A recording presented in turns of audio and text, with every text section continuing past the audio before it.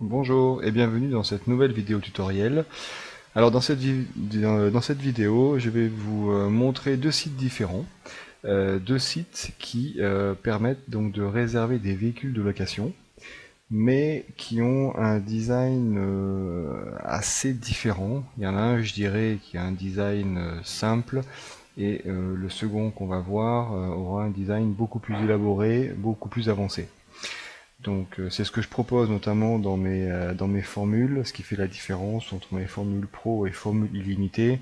La formule pro, vous aurez un design plutôt simple, et la formule illimitée, le design de votre site, enfin du site de réservation de véhicules de location sera beaucoup plus avancé. Alors le premier design, donc c'est celui-ci, celui que vous avez à l'écran. Donc il y a bon, le menu, des photos qui défilent. Donc ça, c'est les deux sites que je vais vous montrer, hein, ce sont deux sites de démonstration. Quand vous recherchez un véhicule de location, donc vous utilisez le formulaire, vous sélectionnez le lieu de départ, le jour de départ avec l'heure, le jour d'arrivée, ben, on peut laisser le 11 juin, le lieu de retour, catégorie, c'est pas la peine, je clique sur recherche. Voilà, donc là, il me trouve donc plusieurs véhicules correspondant à mon choix. Donc il y a la photo avec un petit descriptif et puis des caractéristiques donc, qui sont liées au véhicule. Donc si je prends le premier véhicule, donc je clique sur suite. Voilà, donc là il y a toujours la photo avec le détail, la description, le tarif, avec des options également qu'il est possible de cocher. D'accord, avec les cases à cocher. Et là vous cliquez sur réserver pour réserver ce véhicule si vous intéresse.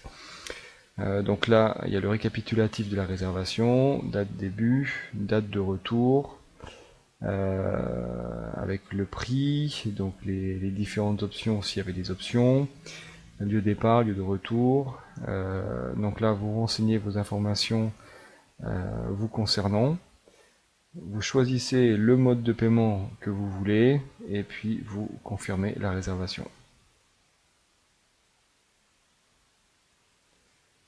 Voilà, donc là il n'y a pas d'impact après avoir cliqué sur ce bouton, mais une fois que vous cliquez sur confirmer la réservation, donc l'agence recevra automatiquement le mail et pourra vous contacter pour valider la réservation.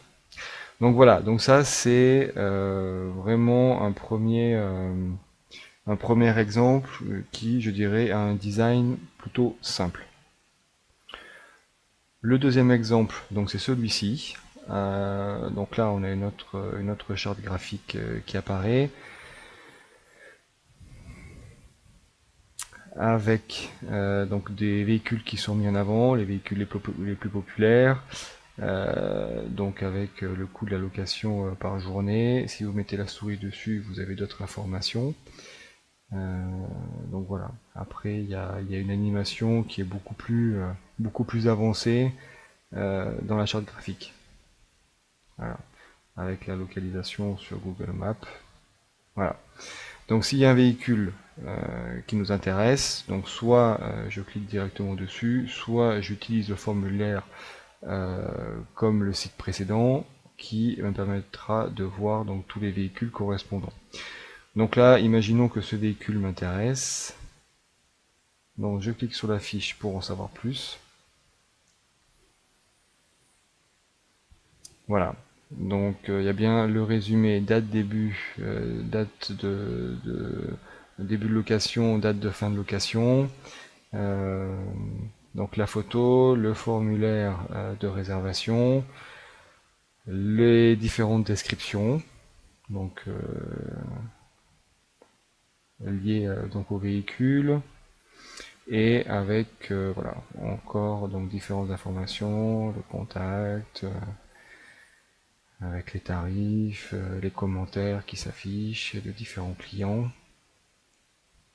Et donc pour réserver le véhicule, vous cliquez sur ce bouton. Voilà, donc avec le récapitulatif.